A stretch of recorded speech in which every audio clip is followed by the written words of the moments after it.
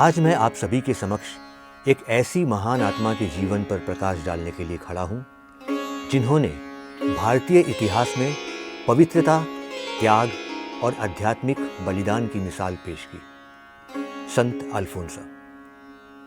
जब भी हम भारतीय ईसाई संतों की चर्चा करते हैं तो संत अल्फोंसा का नाम श्रद्धा और गर्व से लिया जाता है।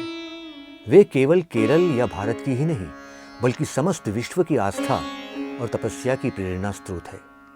आइए उनके जीवन के विभिन्न पहलुओं को समझने का प्रयास करें। संत अल्फोंसा का जन्म 19 अगस्त 1910 को केरल राज्य के कोट्टायम जिले के कुडमालूर नामक गांव में हुआ था। उनका जन्म का नाम था अन्ना। उनके पिता का नाम जोसेफ और माता का नाम मरियम था। जब वे मात्र 3 महीने की थी तभी उनकी माता का निधन हो गया, जिसके बाद उनका पालन पोषण उनकी मौसी ने किया। अन्ना एक अत्यंत धार्मिक, विनम्र और आज्ञाकारी बालिका थी। बचपन से ही उनका झुकाव ईश्वर की ओर था। वे संतों की कहानियां पढ़ती, प्रभु यीशु की पीड़ाओं पर ध्यान करती और प्रार्थना में बहुत समय बिताती।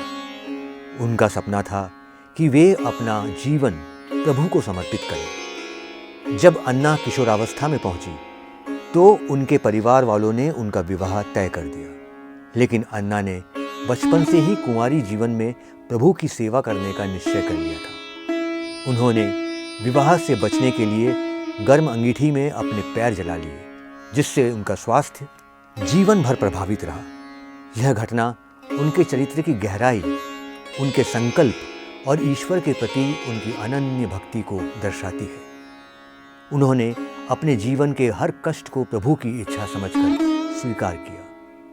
मैं पीड़ा को अपनाऊंगी क्योंकि यह मुझे मेरे प्रभु के और करीब ले जाती है। 1930 में उन्होंने फ्रांसिस्कन क्लैरिस्ट धार्मिक संघ में प्रवेश किया और उनका नाम पड़ा अल्फोंसा।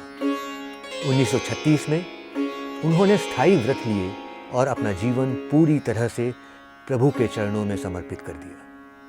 वे एक शिक्षिका बनी और कोट्टायम के कई स्कूलों में पढ़ाया, लेकिन उनका स्वास्थ्य दिन प्रतिदिन गिरता गया। उन्हें पेट, पैर और त्वचा की गंभीर बीमारियां थीं।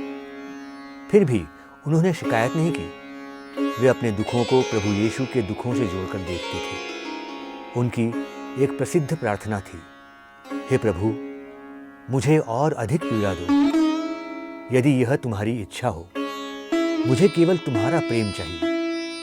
संत अल्फोंसा का जीवन एक चलते फिरते क्रूस की तरह था।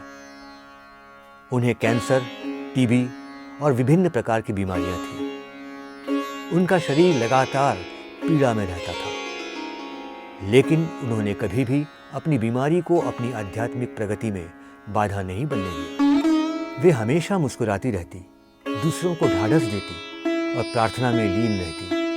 उन्होंने कहा था, मैंने अपने जीवन को एक बलिदान के रूप में चढ़ाया है। मैं चाहती हूं कि मेरे जीवन की हर पीड़ा, हर आंसू, हर दर्द किसी की आत्मा के उद्धार के लिए है।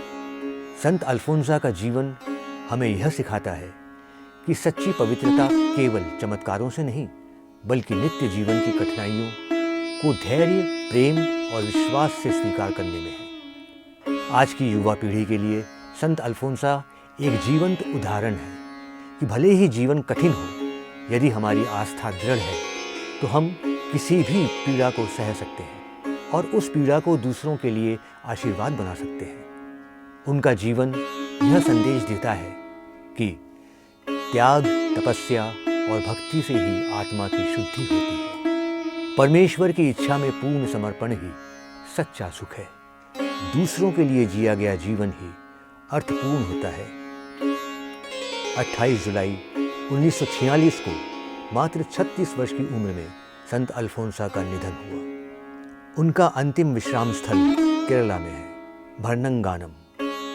1986 में पोप जॉन पॉल द्वितीय ने उन्हें धन्य घोषित किया और फिर 12 अक्टूबर 2008 को पोप बेनेडिक्ट 16वें ने उन्हें संत घोषित किया। इस प्रकार वे भारत की पहली महिला संत बनी।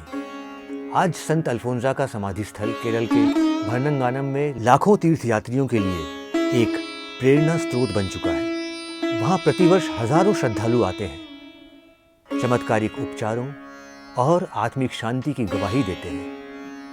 आज हम एक ऐसे युग में जी रहे हैं जहाँ दुखों से बचना हर व्यक्ति का स्वाभाविक प्रयास होता है, लेकिन संत अल्फोंसा ने हमें यह सिखाया कि पीड़ा से भागना नहीं, बल्कि उसे ईश्वर की सेवा में समर्पित करना ही सच्ची भक्ति है। आज हम मानसिक तनाव, प्रतिस्पर्धा और आत्मिक शून्यता से जूझ रहे हैं।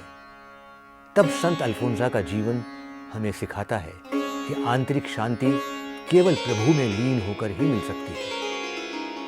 अंत में मैं संत अल्फोंसा के शब्दों को दोहराना चाहूँगा।